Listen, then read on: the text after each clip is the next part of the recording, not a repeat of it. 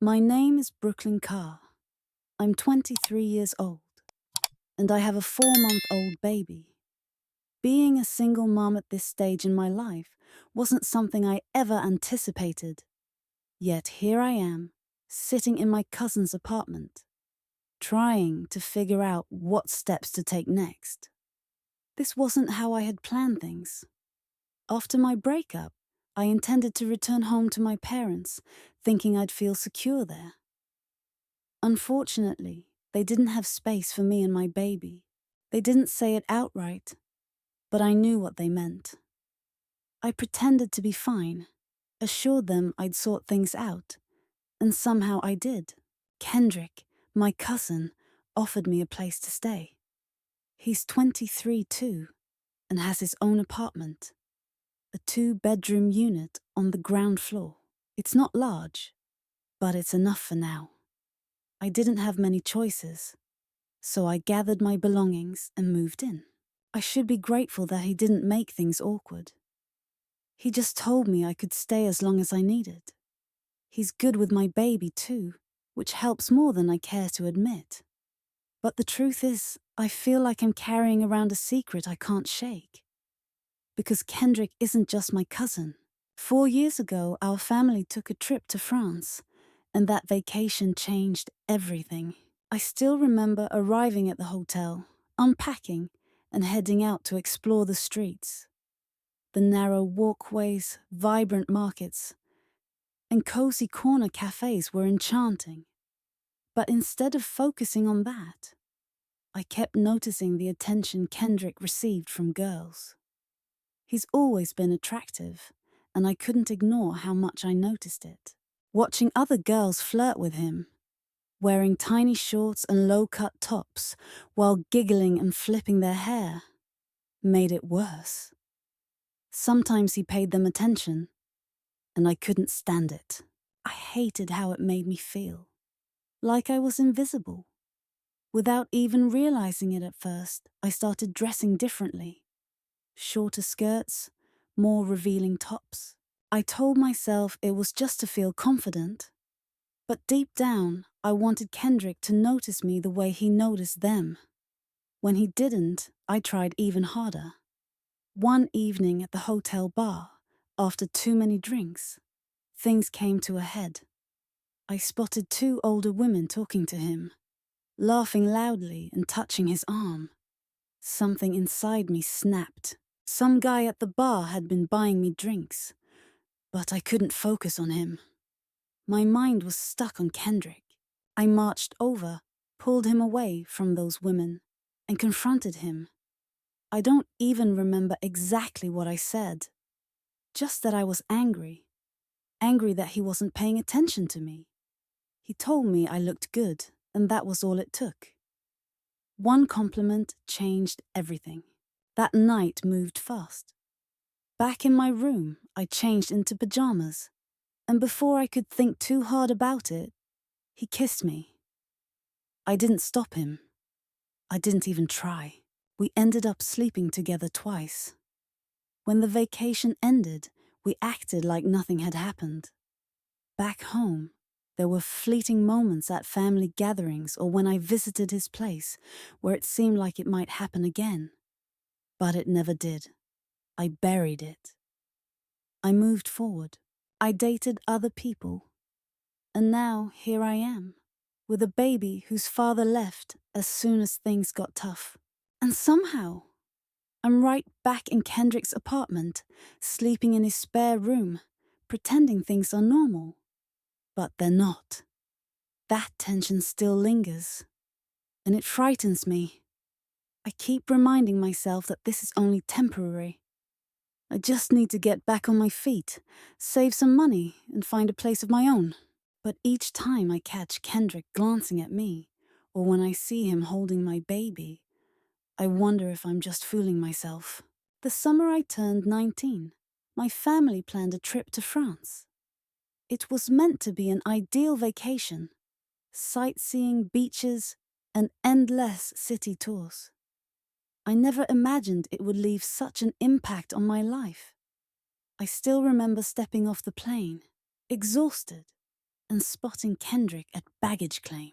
He seemed different, more mature, more confident. His hair was shorter, and he'd filled out in a way I hadn't noticed before. Girls seemed to notice too. It started right away in the hotel lobby. A group of girls in short skirts kept glancing his way. On the streets, women couldn't stop staring. I didn't understand why it bothered me so much. I told myself it was just a protective cousin thing, but that wasn't true. I hated how much attention he attracted, and I hated feeling unseen. By the third day, I stopped pretending it didn't bother me.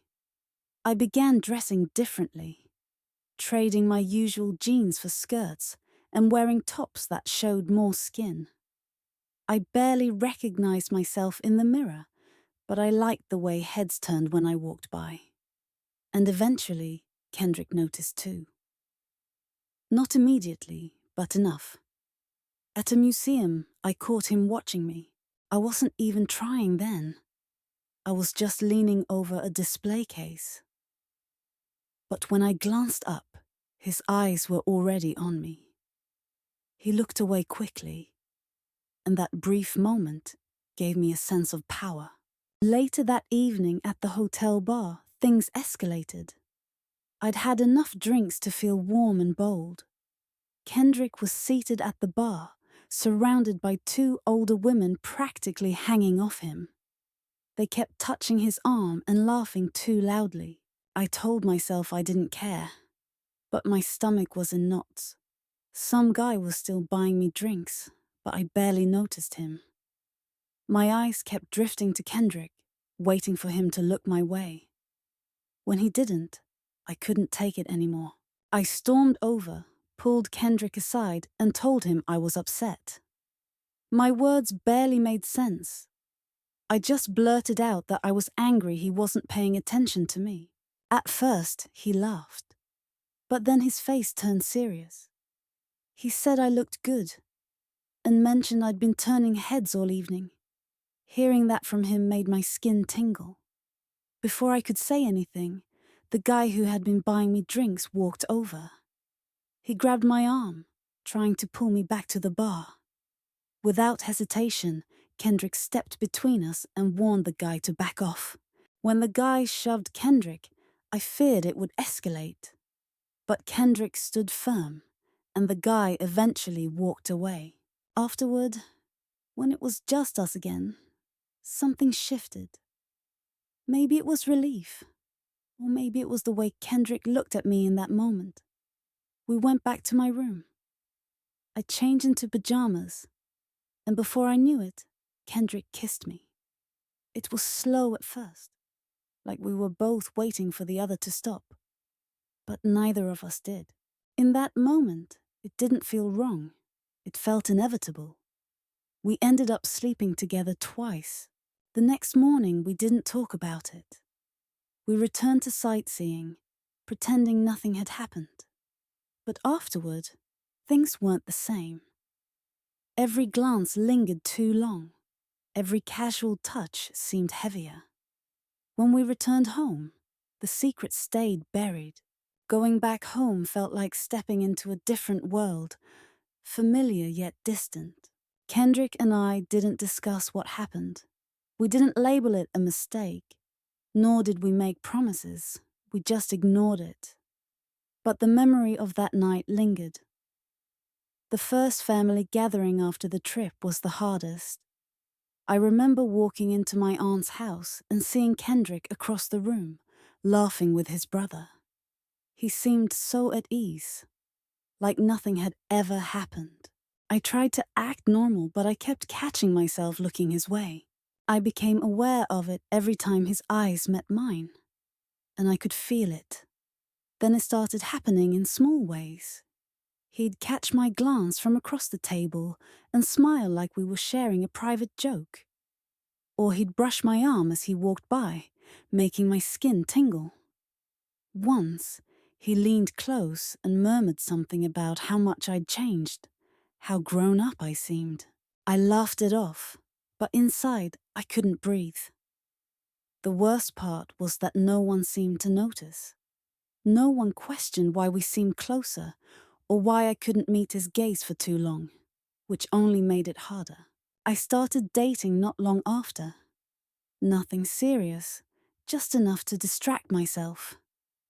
I told myself I was moving forward, that Kendrick was just family, and what happened had been a mistake. Sometimes I believed it, but then there'd be another family gathering, and somehow he'd always managed to get me alone. Once I was setting up food in the kitchen while everyone else was outside. Kendrick slipped in behind me, standing too close, his body heat unmistakable. "You good?" he asked. I nodded, but my hands shook.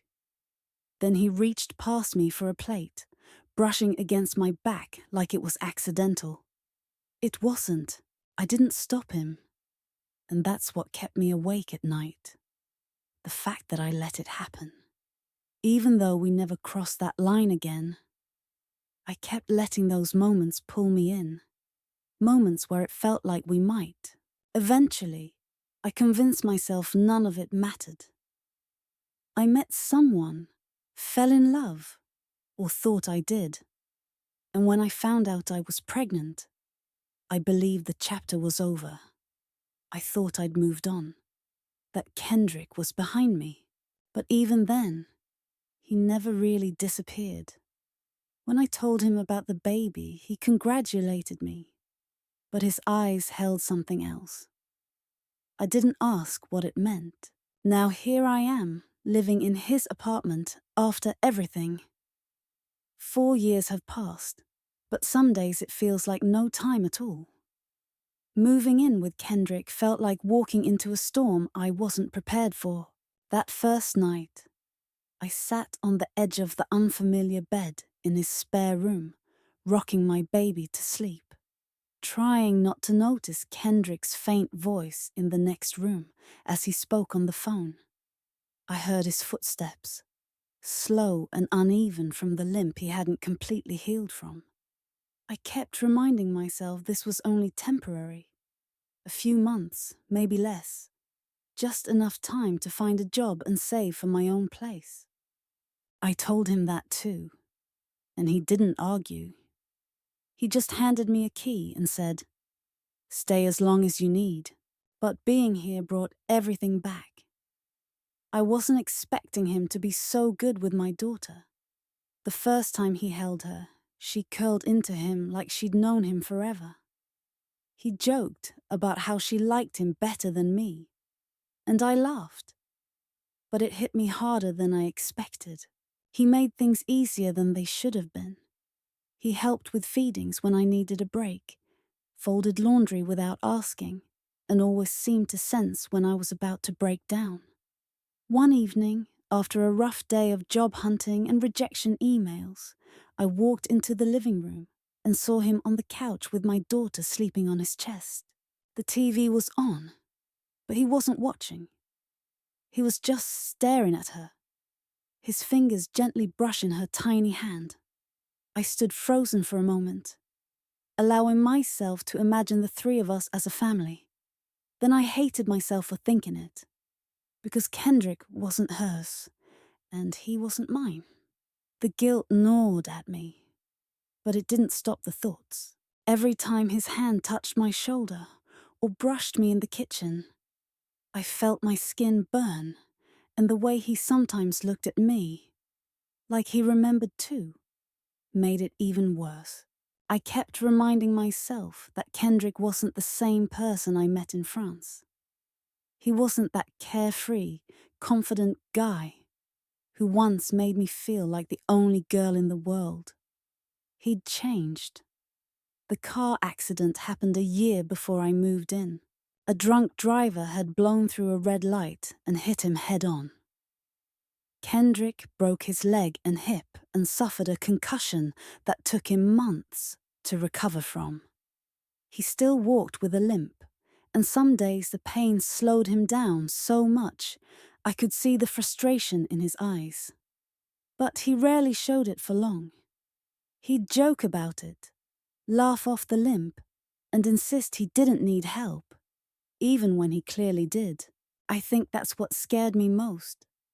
Seeing him vulnerable made it harder to keep my walls up. One afternoon, I came home to find him struggling to lift a box of baby supplies I'd ordered. "Let me help," I said, stepping forward. "I got it," he muttered, wincing as he shifted his weight. I crossed my arms. "Kendrick," he sighed and finally let go of the box. "Fine," he grumbled.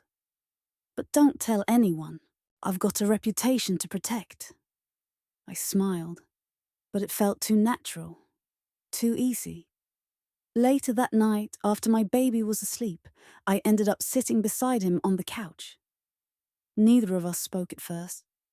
Then he looked at me and said softly, "You're doing good, you know, with her, with everything." I wanted to believe him, but the way he said it, the way he looked at me, made my chest feel tight. I didn't know if it was exhaustion or the softness in his voice, but in that moment, I felt like the barriers I'd built around myself were crumbling, and that terrified me. The tension started creeping back before I could stop it.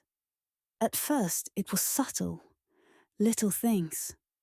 Kendrick would pass me in the hallway, and his hand would barely grace my lower back. But I'd still feel the warmth long after he was gone. Or he'd hold my baby and glance up at me with a tenderness that made my stomach twist.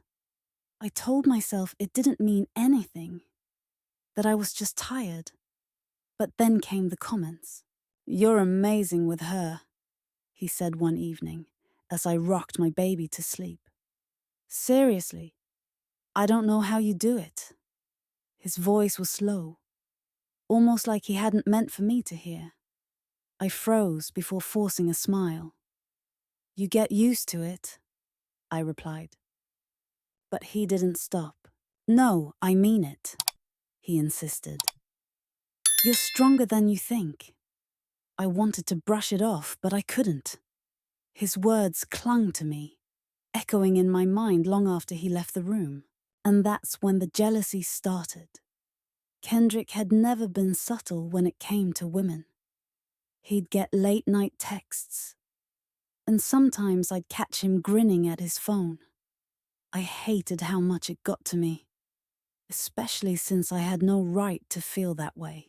The first time I saw him leaving the apartment dressed up, it hit me harder than I expected. "Going out?" I asked, pretending not to care. "Yeah," he said, adjusting his collar in the mirror. "Just grabbing drinks. I won't be late." I nodded, forcing a smile while ignoring the tight knot in my stomach. The moment the door shut behind him, I felt sick. I spent the next 2 hours pacing the apartment, checking my phone, convincing myself it didn't matter. But it did. When he came back, his shirt was rumpled and his hair looked like someone had run their fingers through it. He didn't say much, just smiled tiredly and asked if the baby had been good. I had meant to ask about the girl, but instead I said goodnight and retreated to my room. Yet sleep wouldn't come easily that night. The tension kept growing, intensifying with every moment. It was in the way he glanced at me, in the way he touched me without thinking, adjusting a stray hair that had fallen in front of my face, or lightly brushing his hand against mine when he handed me something. Once, he caught me staring at him. He said nothing, but his lips curled into a slight smile before he looked away. That was when I realized it wasn't just my imagination. It was real. The lines between us were blurring, and I had no idea how to stop it. I kept reminding myself that Kendrick was family, that we had already crossed a line we shouldn't have, and it nearly destroyed me the first time. But then, he looked at me like I was the only one in the room, and all the arguments I had mentally prepared melted away. I wanted him, and that terrified me more than anything. It happened on a night that already felt overwhelming. The baby had been crying for hours, and nothing I did seemed to soothe her. I paced the apartment, bouncing her in my arms until my back ached, and my legs felt like they might give out. By the time Kendrick came home, my eyes were swollen from crying, and I didn't even care how I looked. He glanced at me without saying a word, then reached for the baby. "She probably just needs a change," he said calmly, as though my entire world wasn't falling apart. I handed her over without protesting and sank onto the couch. I didn't realize I was crying again until Kendrick sat next to me, my daughter already asleep in his arms. "She's fine now," he whispered softly, but I wasn't. I broke down, unsure where to even start. Words rushed out about my ex, how he left when things got tough, how I felt like I wasn't enough, like I had already failed as a mother. Kendrick listened quietly, never interrupting. He sat there holding my baby, as if it were the simplest thing in the world. When I finally stopped speaking, he didn't try to fix it. He didn't say everything would be okay, or that I was overthinking. Instead, he said, "You didn't deserve any of that." I looked at him, and the gentleness in his voice made my throat tighten. He placed the baby in the bassinet, then turned back to me. "You're not alone, Brooklyn." I wanted to believe him, and then it happened. It wasn't planned. One moment, we were sitting there, and the next, his hand was on my cheek, wiping away a tear I hadn't even noticed had fallen. I should have pulled away, but I didn't. When he kissed me, I let him. It wasn't gentle or hesitant. It was urgent, as if neither of us could stop even if we wanted to. For a moment, it didn't feel wrong, but then it hit me. I pulled back, my breath unsteady, my heart racing. "This is wrong," I whispered. Kendrick didn't move. "I know," he said, his voice strained, as if he no longer believed it any more than I did. He reached for my hand, and I didn't stop him. I wanted to. I told myself I would. But when his fingers intertwined with mine, it felt too familiar, too safe, too hard to pull away from. And just like that, the walls I'd spent years building crumbled. We didn't talk about it after that. Not about what it meant or what we should do now. I didn't sleep that night. Every time I closed my eyes, I saw him. His hands, his mouth, the way he looked at me when it was over. And the worst part was, I wanted more, even as guilt settled in, twisting my stomach in knots. I wanted more. The next morning, I woke up with a heavy feeling in my chest. Kendrick wasn't in the apartment. The baby was still asleep, but the room felt thick, as if it couldn't contain what had happened the night before. My lips still tingled. My skin still burned where his hands had been, but my stomach churned with regret. What had I done? I sat on the edge of the bed, my hands trembling. I kept replaying it. The kiss, the way we couldn't stop, the way I didn't want to stop. I tried to convince myself it was just a moment of heat, that I was emotional, vulnerable, and he was comforting me. And it got out of hand. That's all it was, right? But deep down, I knew better. When Kendrick returned later that morning, the tension was palpable. He greeted me with a simple, "Hey," like it was any other day. But I saw it in his eyes. He was anxious. I pretended to be busy folding baby clothes, my head down. "Did she sleep okay?" I asked. "Yeah," he replied. And neither of us mentioned what had happened. The next few days passed in a blur. I threw myself into caring for the baby, feeding, cleaning, rocking her to sleep. Anything to avoid Kendrick. He gave me space, but it only made things worse. Every time our paths crossed, whether in the hallway or across the living room, it was there. The tension, the guilt, the desire. I couldn't stop thinking about it, and that terrified me. I thought about leaving, packing up and going anywhere else. But my parents' house was out of the question, and I didn't have enough money for my own place. And then there was the baby. She needed stability. She needed me to keep it together. So, I stayed.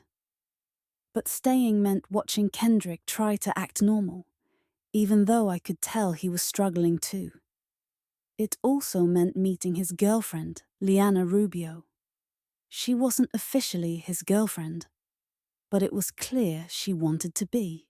She came over one evening, tall, with perfect hair, carrying takeout, laughing at every joke Kendrick made. I hated her immediately. I hated the way she leaned into him, the way he let her. But most of all, I hated how much it bothered me. She was too nice for my liking. She asked about the baby, offered to help, complimented my outfit. But the whole time, her gaze flicked between me and Kendrick, as if trying to figure something out. I knew she saw it. The way Kendrick tensed when I entered the room. The way he avoided looking at me when she was around. Later that night, after she left, Kendrick knocked on my door. "Can we talk?" he asked. I shook my head. "Not tonight." He hesitated, nodded, and walked away. I wanted to cry, but I didn't. Instead, I sat in the dark, staring at my baby, wondering how I had let things get this out of control. It all came crashing down faster than I expected. Liana showed up unannounced one afternoon, all smiles and sweetness, but her eyes told a different story. Kendrick wasn't home.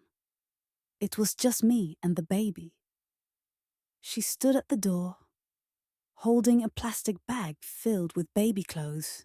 "I saw these and thought of her," she said, stepping inside without waiting for me to invite her. I forced a smile and took the bag. "That's really thoughtful," I replied. "Of course," she said, her eyes scanning the apartment. "I simply wanted to check in and make sure you were okay." But the way she said it made my stomach twist. "I'm fine," I replied. She leaned against the counter, arms crossed. "You and Kendrick seem close." I froze. "What do you mean by that?" I asked. She tilted her head, and her smile turned sharp. "I'm not dumb, Brooklyn." I opened my mouth to defend myself, but no words came out. "Look, I don't know what's going on between you two, but whatever it is, it's not fair. Not to me, and not to your baby." Her words hit me like a slap. I wanted to yell at her, tell her she didn't know anything about my life. But the truth weighed heavily in my chest. She wasn't wrong. She stepped closer. "You need to figure out what you want. But if you think I'm going to sit back and let you destroy Kendrick's life, you're mistaken." I couldn't speak. I didn't say a word. When she left, the apartment felt smaller, like the walls were closing in on me. I spent the rest of the day avoiding Kendrick. But when the baby finally fell asleep, I knew I couldn't keep running from this. I found him in the living room, sitting on the couch and scrolling through his phone. He looked up when I entered, his face unreadable. "We need to talk," I said. He nodded and set his phone aside.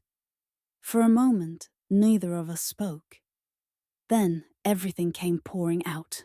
I told him everything. The way I couldn't stop thinking about France. How being here with him made it impossible to move on. how much I hated myself for wanting him, even though I knew it was wrong. By the time I finished, my hands were shaking. Kendrick didn't look away.